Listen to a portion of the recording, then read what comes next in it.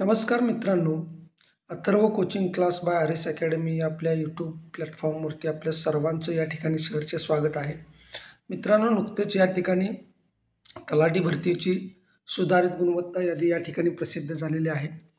परंतु हा सरळ मुलांच्या आयुष्याशी खेळण्याचा प्रकार आहे.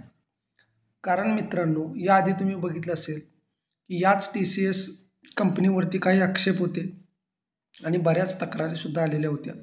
परंतु या तक्रारींची दखल न घेता घाईघाईमध्ये निकाल प्रसिद्ध केले. काही मुलांची या ठिकाणी तुम्ही बघितलं असेल की निवडसुद्धा झालेली आहे.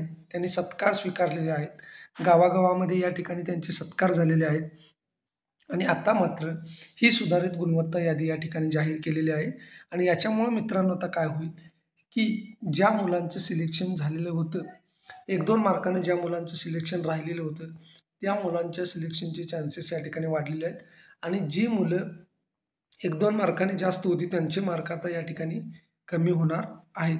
आता हा निकाल लावला तोही पुन्हा म्हणजे गोंधळ निर्माण करणारा आहे. कारण कशा पद्धतीने हे गुण दिलेले आहेत की नॉर्मलायझेशन नंतरचे गुण दिलेले आहेत का नॉर्मलायझेशनच्या अगोदरचे गुण दिलेले आहेत, हे सुद्धा आता आपल्याला या ठिकाणी पाहावं लागेल. परंतु हा सरळ मुलांच्यावरती झालेला अन्याय आहे. इतक्या तक्रारी करून सुद्धा याची दखल घेतली गेली नव्हती. परंतु ज्या वेळेला औरंगाबाद खंडपीठामध्ये या ठिकाणी याचिका दाखल केली त्यावेळेला मात्र ही संपूर्ण प्रकरण या ठिकाणी त्यांनी मनावरती घेऊन अशा पद्धतीने या ठिकाणी निकाल दिलेला आहे.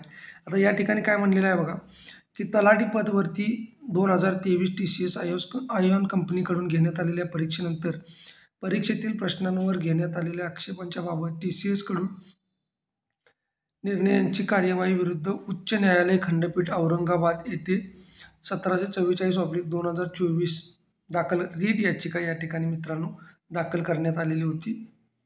या ठिकाणी म्हणलेलं आहे बघा, माननीय उच्च न्यायालयाने 13/2/2024 रोजी याचिकाकर्त्याने दाखल केलेलं आहे. म्हणजे या ठिकाणी मित्रांनो काय सरळ या ठिकाणी बघा 57-17 या ठिकाणी परीक्षा घेतलेली होती आपली.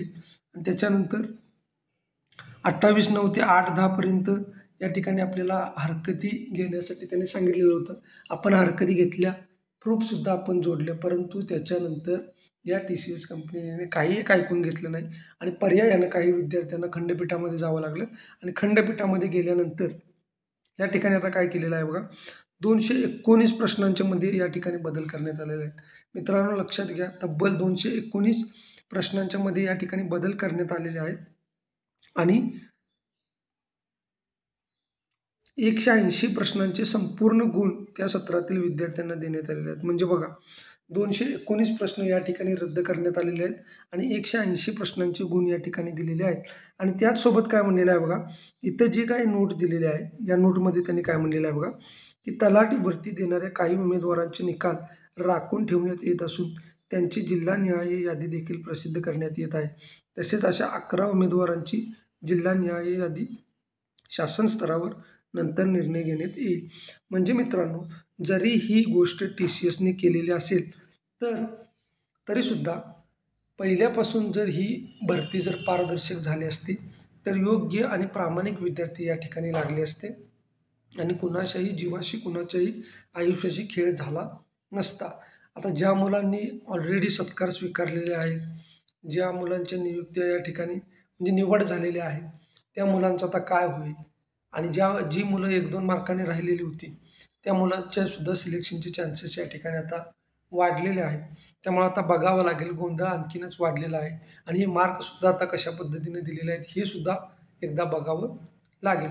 तर अशा पद्धतीनं भ्रष्टाचारी पद्धतीने भरती घेण्यापेक्षा जर प्रामाणिकपणे भरती घेतली तर मुलांच्याही आयुष्याचा खेळ होणार नाही, अशी परिस्थिती निर्माण होणार नाही आणि कंपनीची विश्वासार्हतासुद्धा या ठिकाणी कमी होणार नाही.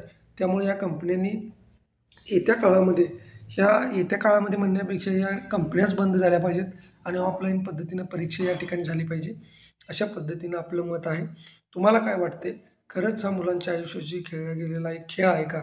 तर तुम्ही कमेंट बॉक्समध्ये नक्की सांगा. धन्यवाद.